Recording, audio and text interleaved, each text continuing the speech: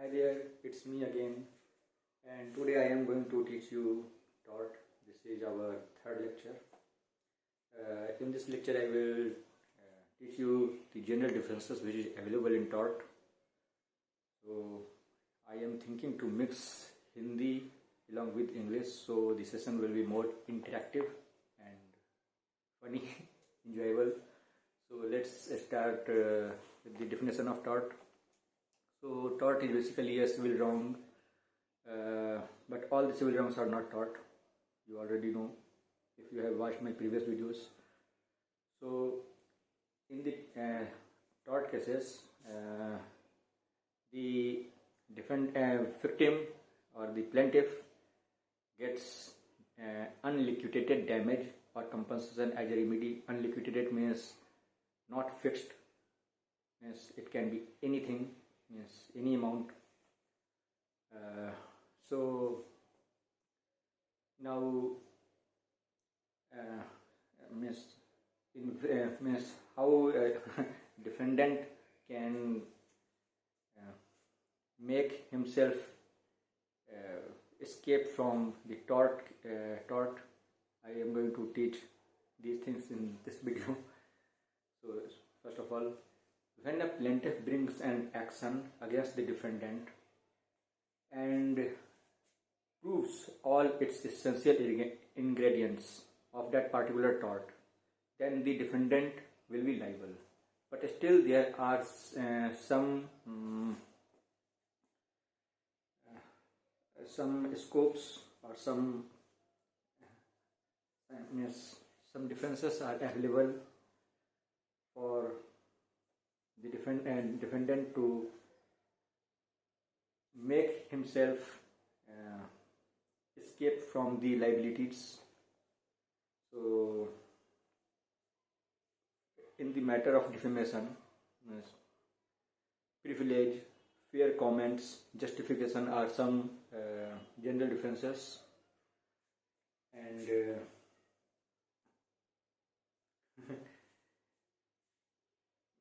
if you give consent, if you have already given consent for something, then it is also a defense against trespass, defamation, false imprisonment. Okay. In this lecture, I am going to talk about the general differences which is available in tort cases, which is voluntary non-fit injuria, also known as सहमति का बचाव, already given consent. Then plaintiff's own fault, plaintiff is the wrongdoer. Third is inevitable accident, एक accident जिसको टाला ही नहीं जा सकता था. Act of God, private defense, self-defense, private defense, mistake, necessity and statutory authority. सरकार के कहने पर एक्ट किया गया है. ओके, वॉलंटरी नॉन फिट इंजुरिया के बारे में डिस्कस करते हैं यार. अगर कोई व्यक्ति स्वयं किसी हानि को सहने के लिए सहमति देता है तो वो बाद में उस हानि के लिए केस नहीं कर सकता है. How is this mixing Hindi and English, it's super lag. Consent दो प्रकार का होता है, एक्सप्रेस और इम्प्लाइड. अगर आप किसी को अपने घर बुलाते हैं और तो बाद में आप उस पर ट्रेसपास का केस नहीं कर सकते हैं. यदि आप ऑपरेशन के लिए सर्जन को कंसेंट देते हैं तो बाद में उस पर केस नहीं कर सकते. Many times consent may be implied or inferred from the conduct of the party. Point to be noted below. For example, cricket और फुटबॉल खेलने वाला खिलाड़ी खेल में होने वाली छोटी मोटी चोट के लिए, सामान्य चोट के लिए सहमत माना जाता है. Okay. Limit of consent, hockey खिलाड़ी और क्रिकेट खिलाड़ी खेल में लगी सामान्य चोट के लिए मुकदमा नहीं कर सकता है, पर अगर कोई खिलाड़ी जानबूझकर चोट पहुंचाए तो वॉलंटरी नॉन फिट इंजुरिया का डिफेंस नहीं चलेगा. एग्जाम्पल, क्रिकेट खेलने जाइए, छोटी मोटी चोट के लिए तो आप केस नहीं कर सकते हैं, लेकिन मैदान में जाइएगा और वहाँ पर कोई बैट से मारते मारते आपका हड्डी पसली तोड़ दे, तो वो जनरल डिफेंस मतलब कि वॉलंटरी नॉन फिट इंजूरिया का डिफेंस नहीं ले सकता है।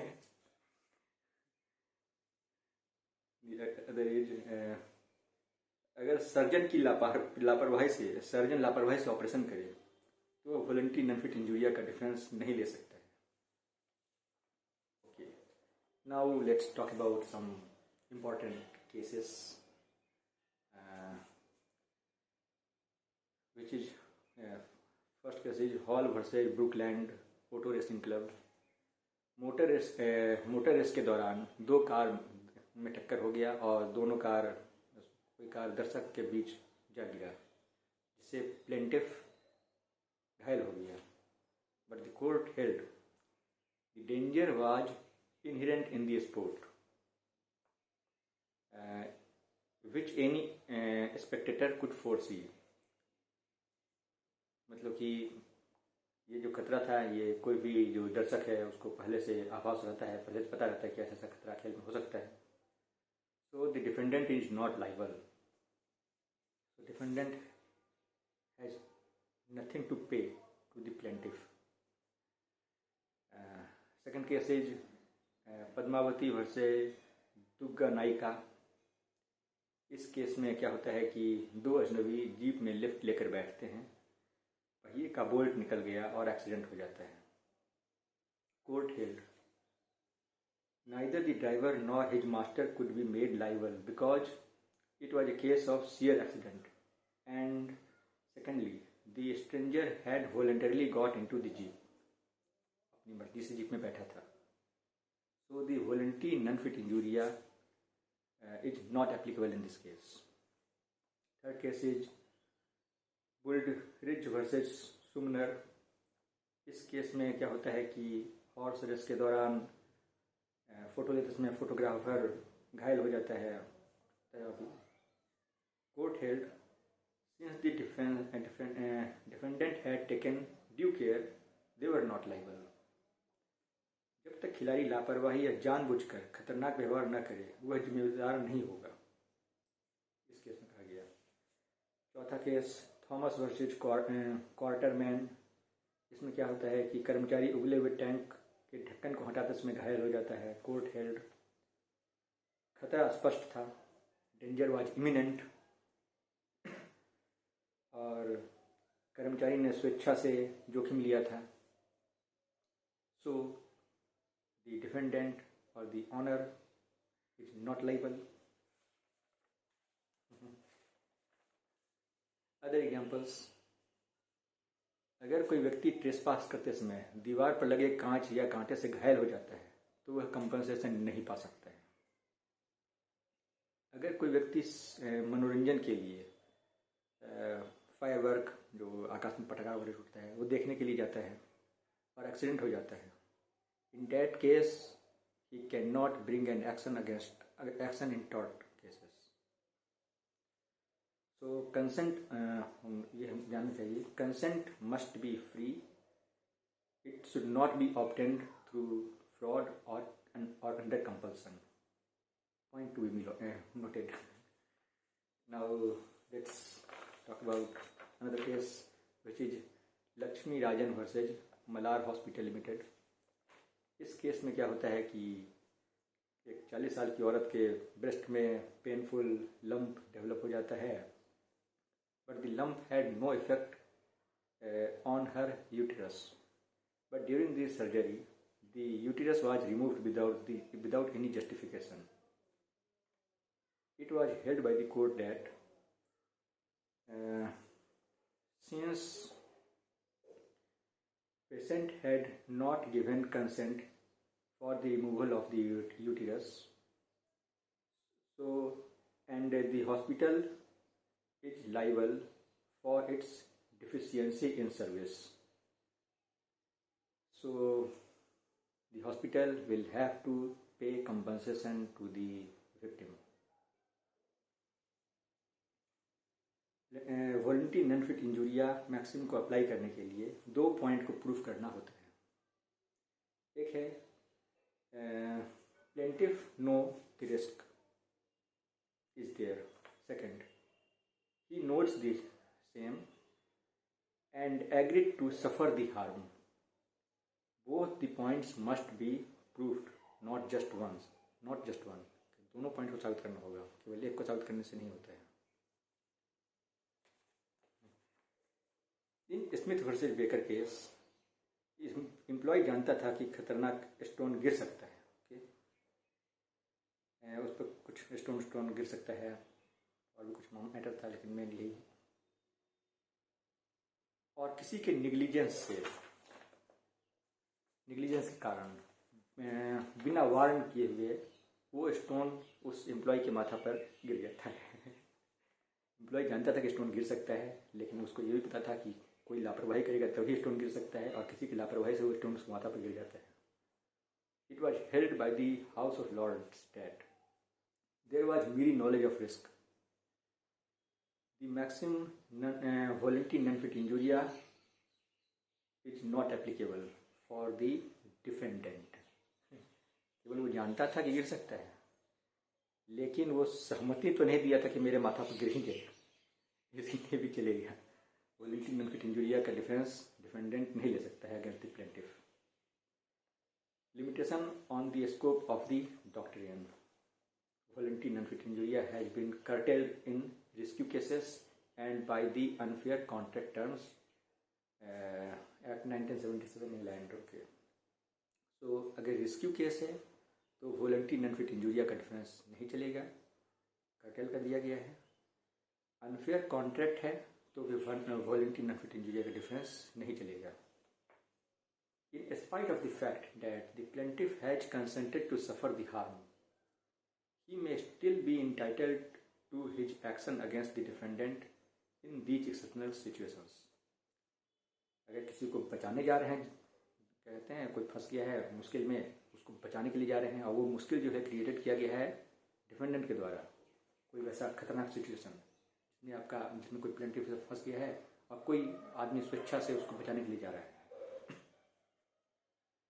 तो उस केस में जो रेस्क्यूअर है, जो स्वेच्छा से बचाने के लिए जा रहा है, वो डिफेंडेंट के खिलाफ टॉर्ट एक्शन ला सकता है. ये इसमें अगर प्लेंटिफ स्वेच्छा से खतरा मोल लेकर किसी को इमिनेंट डेंजर से बचाता है, इमिनेंट डेंजर होना चाहिए, point to be noted my lord. Imminent danger होना चाहिए, या बचाने की कोशिश करता है, तो कहते हैं ऐसे केस में volenti non fit injuria maxim will not save the defendant. Okay. फिर एक और केस है हाइनेस वर्सेज हारवुड. इस केस में डिफेंडेंट का नौकर घोड़ा गाड़ी को स्ट्रीट पर छोड़ देता है और एक बच्चा कोई पत्थर उत्तर फेंक देता है, जिससे घोड़ा बेकाबू हो जाता है. घोड़ा हो गया बेकाबू, और सड़क पर औरतों और बच्चों के लिए खतरा बन जाता है. एक पुलिस कांस्टेबल रिस्क लेकर घोड़ा को रोकता है और इंजर्ड हो जाता है. It was held that volenti non fit injuria was not accepted and defendant was held liable and he will have to pay compensation to the police constable. फिर एक जो बताए थे unfair contract term, act 1977 England. अगर defendant ने पहले से ही plaintiff से यह सहमति ले ली कि उसकी लापरवाही से चोट लग सकता है या मृत्यु हो सकती है, फिर भी कानून उसे जिम्मेदारी से मुक्त नहीं करेगा. Point to be noted. अगर किसी को ऐसे ही कॉन्ट्रैक्ट में साइन करवा लेते हैं कि आपको चोट लग सकता है, मृत्यु हो सकती है आपकी, इस पर साइन कर दीजिए, तो बाद में आप इससे ही कहते हैं अगर उसे चोट लग जाता है या मृत्यु हो जाता है तो वो कॉन्ट्रैक्ट का टर्म दिखला के आप बच नहीं सकते हैं. यह एब्सोल्यूट प्रतिबंध है, एब्सोल्यूट, इससे बचा नहीं जा सकते. अन्य प्रकार की हानि जैसे कि अगर घर उड़ गया, जमीन में नुकसान हो गया वगैरह वगैरह है, फाइनेंशियल लॉसेस है, संपत्ति का नुकसान हो गया, प्रॉपर्टी का लॉस है, वैसे नुकसान में अगर नुकसान मृत्यु या चोट के अलावा है तो कॉन्ट्रैक्ट या नोटिस से कम या ख़त्म किया जा सकता है, पर it should be A reasonable contract. यानी अगर कॉन्ट्रैक्ट करवा लिए हैं कि अगर नुकसान आपको हो सकता है, इससे आपका घर बार गिर सकता है, प्रॉपर्टी का नुकसान हो सकता है, तो वैसे केस में तो जो डिफेंडेंट है वो बच सकता है अपनी लाइबिलिटी से। लेकिन अगर चोट लगा हो, मौत हो गया हो, तो डिफेंडेंट अपने कॉन्ट्रैक्ट को दिखला के बच नहीं सकता है। केवल साइन करवाना या नोटिस लगा देना काफ़ी नहीं है, यूनियन कंसेंट को साबित करना होगा। ठीक है, अब ये जानना जरूरी है, वॉलंटरी नॉन फिट इंजुरिया और कॉन्ट्रीब्यूटरी नेग्लिजेंस, इसमें डिफरेंस क्या है? वॉलंटरी नॉन फिट इंजुरिया जो है वो पूरी तरह से, अगर आप उसको साबित कर दीजिएगा तो आप पूरी तरह से बचाव प्राप्त कर लेते हैं। Means you don't have to pay any compensation to the victim or the plaintiff in that case। compensation बिल्कुल नहीं देना है। और contributory negligence में बचाव होता है लेकिन कम। इसमें होता है कि प्लेंटिफ का भी थोड़ा गलती है, थोड़ा डिफेंडेंट का भी गलती है, तो सेटल कर लो मामला, मांडवाली कर लो कम डैमेज देना होगा, कम कंपनसेशन देना होगा।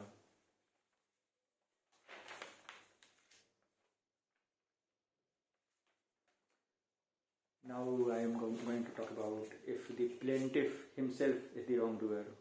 एक लैटिन कहावत है, turpi causa non oritur actio, means from an immoral cause no action arises।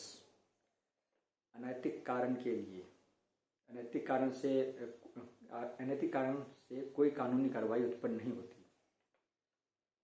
Are you getting it? अगर कोई काम इलीगल हो रहा है तो उस इलीगल कार्य के लिए कोई टॉर्ट एक्शन नहीं लिया जा सकता है, कोई एक्शन नहीं लिया जा सकता है, ये जनरल है। बट टॉर्ट में स्थिति थोड़ा डिफरेंट है। सिर्फ इस बात से कि प्लेंटिफ कोई गलत काम कर रहा था, डिफेंडेंट अपनी लाइबिलिटी से बच नहीं सकता है। जस्ट द मेरी knowledge that plaintiff was himself a wrongdoer, the defendant cannot save himself from the liabilities। Example, यदि कोई व्यक्ति मेरे घर में अतिक्रमण या मतलब ट्रेसपास करता है, तो भी अगर मैं उसे ज़रूरत से ज़्यादा पीट दूँ तो वो मुझको मुकदमा कर सकता है।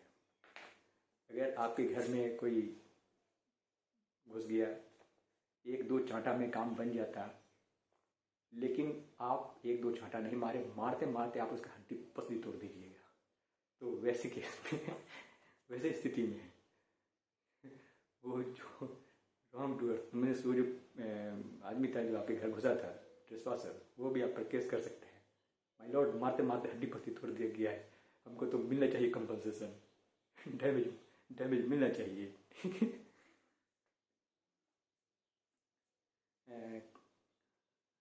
There is a case, important leading case, Bird versus Holbrook का केस है। इस केस में प्लेंटिफ डिफेंडेंट की ज़मीन पर ट्रेसपास कर रहा था, point to be noted my Lord. Defendant ने बिना सूचना दिए बगीचे में स्प्रिंग गन लगा रखा था, जिससे प्लेंटिफ जो ट्रेसपासर था वो घायल हो जाता है। कोर्ट हेल्ड ट्रेसपास के बावजूद प्लेंटिफ को कंपनसेशन मिलेगा। कोर्ट हेल्ड कंपनसेशन मिलेगा। अच्छा, एक सर फ्रीडरिक पोलक का सिद्धांत है, प्लेंटिफ केवल तभी हर्जाना से बच सकता है, प्लेंटिफ केवल तभी हर्जाना नहीं पा सकता है जब उसका अपना अवैध कार्य स्वयं उसी घटना का हिस्सा हो। ठीक है, you know my Hindi is not that great, but it's not very bad actually. I write poems. उसका अपना वैध कार्य किसने उसी घटना का हिस्सा हो और वही हानि का मुख्य कारण हो. Example: defendant owns a bridge. Okay, defendant owns a bridge, but and plaintiff's truck is overloaded. Warning दिया जाता है, चेतावनी के बावजूद ट्रक को पुल से गुजार देता है प्लेंटिफ. पुल टूट जाता है. इस केस में plaintiff can not claim for compensation. Okay, point to be noted. Second example: यदि ए और बी चोरी करने के इरादे से किसी के घर में प्रवेश करने वाले हैं या कर रहे हैं, और ये दोनों चोर ए और बी में से बी ए की जेब से कोई घड़ी चुरा लेता है. यह चोरी कहते हैं घर में घुसने की योजना से डिफरेंट है. तो ए चोर नंबर 1 बी पर केस कर सकता है, चोर नंबर 2 पर केस कर सकता है. माय लॉर्ड, हम लोग घड़ी चुराने जा रहे थे, लेकिन ये चोर बात तो मेरे ही साथ चोरी कर लिया.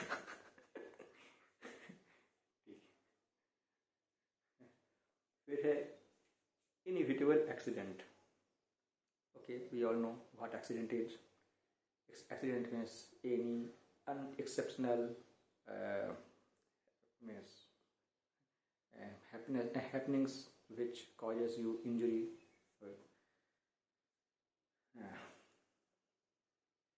मीन्स वैसा कोई घटना जिसको देखा या टाला नहीं जा सकता है. एक्सीडेंट, वैसा कोई एक्सीडेंट जिसको पहले से देखा या टाला नहीं जा सकता है, वो इनएविटेबल एक्सीडेंट होगी. सामान्य एक्सीडेंट से ज़्यादा इनएविटेबल हो गया, जिसको देखा है जिसको बदला नहीं जा सकता है. केस है स्टैनली वर्सेज पॉवेल केस.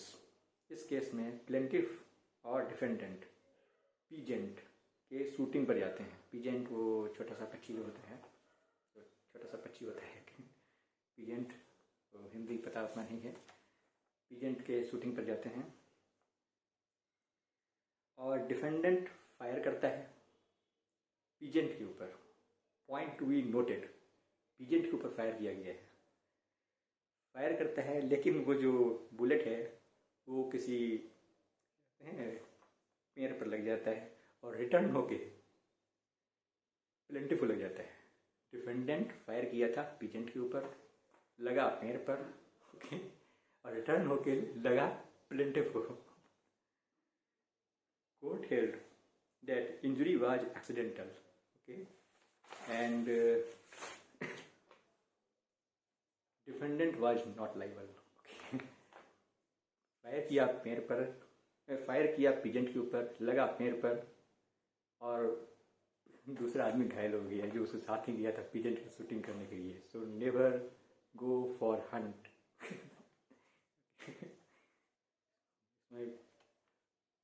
छोटे छोटे पक्षियों के शिकार पर कभी नहीं जाना चाहिए, ऐसी ऐसी घटनाएं हो जाती है. Now the act of God, it is also a defense, but act of God should be real act of God. Point to be noted, act of God जो है ऐसे ही नहीं भाई, जैसे एग्जाम्पल हो गया, हेवी रेनफॉल होना चाहिए, स्टॉर्म होना चाहिए, अर्थक्वेक हो जाना चाहिए, ये सब कहते हैं एक्ट ऑफ गॉड है. इसके कारण अगर कोई नुकसान होता है तो डिफेंडेंट विल नॉट लाइबल. एक केस है, जैसे रामालिंगा नादर वर्सेज नारायणा रेड्डियार. इस केस में कहा गया criminal activity of unruly mob which robbed the goods transported in the defendant's lorry cannot be considered as act of God. यानी कुछ ऐसा हुआ होगा कि जो डिफेंडेंट है उसके गाड़ी से कुछ सामान जा रहा था प्लेंटिफ का, और किसी मतलब कि कुछ अनरूली मॉब, मतलब कि जानिए रहे हैं कि वो गुंडा बदमाश सामान को रुकवा के चोरी कर लेता है. तो ये एक्ट ऑफ गॉड नहीं है और defendant will be liable. Defendant को ही पे करना पड़ेगा, डिफेंडेंट तो गया। प्राइवेट डिफेंस, अगर खुद की प्रतिष्ठा में, खुद की डिफेंस में, ओके, अगर नुकसान पहुंचा देते हैं तो बच सकते हैं, लेकिन नुकसान उतना नहीं होना चाहिए जितना ज़रूरी था। मतलब ऐसा नहीं कि भाई प्राइवेट डिफेंस है तो क्या है, आप किसी के अगेंस्ट अपने आप को बचा रहे हैं, एक दो थप्पड़ में काम हो जाता, लेकिन आपको मौका मिल गया, हड्डी पसली तोड़ दिए उसका तो प्राइवेट डिफेंस कॉन्सेप्ट नहीं चलेगा। ओके, उसके बाद है मिस्टेक। अगर मिस्टेक है, सामान्य नियम है टॉर्ट में, ईमानदारी से की गई गलती कोई बचाव नहीं है। ईमानदारी से की गई गलती कोई बचाव नहीं है। ओके, एक विकैरियस लाइबिलिटी के बारे में जानते होंगे, नहीं कोई बात नहीं, मैं बताता हूँ। विकैरियस लाइबिलिटी होता है, इसमें अगर कोई मालिक है, अपॉइंट करता है कोई नौकर को, उसे कोई अपना काम देता है, और उस काम को करने के दौरान जो नौकर है वो कोई गलत काम कर देता है, कुछ वैसा कर देता है जिससे किसी को नुकसान पहुंच जाता है, तो मालिक को कंपनसेशन देना होगा नौकर के गलती के कारण। ये है vicarious liability.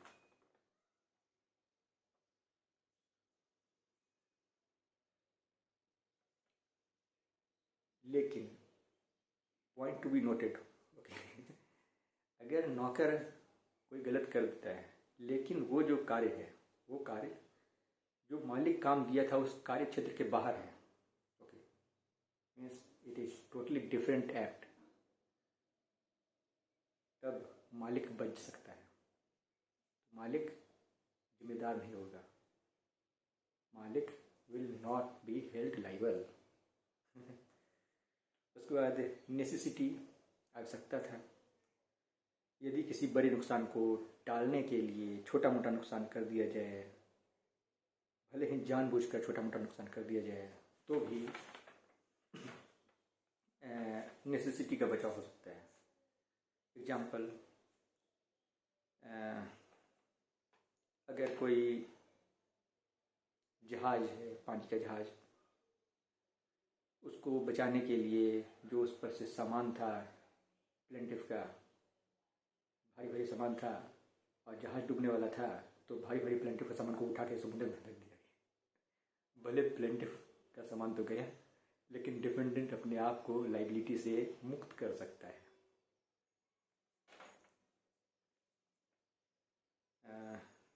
Okay, so basically यही है कि छोटा मोटा मीन्स बड़ा नुकसान को टालने के लिए छोटा मोटा नुकसान किया जा सकता है। ये नेसेसिटी का बचाव है, ठीक है। और भी एक है जो क्वेश्चन बताए थे, जो क्या था भाई, second, let me recall it. Yes, statutory authority, अर्थात सरकार के आदेश से किया गया कोई कार्य, उसके लिए plaintiff can not bring action. अगर लेजिस्लेचर के ऑर्डर से कोई एक्ट किया जाता है, प्लेंटिफ को हानि पहुंच जाता है, but still the plaintiff can not bring action, tort action against the legislature. जैसे कि किसी का देखते ही हैं, पुल बनाने के लिए घर गिरा देता है, तो भी एक्शन नहीं किया जाता, टॉर्ट एक्शन नहीं लिया जा सकता है। हाँ, सरकार अपने कंपनसेशन वगैरह दे देगा। तो आज के वीडियो के लिए यही था, बहुत लंबा हो रहा है। Hope you enjoy my videos. यार मदद करो, चैनल को ग्रो करना है।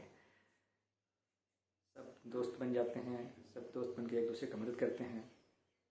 एडवोकेट फैमिली यार, ऑल आर एडवोकेट फैमिलीज।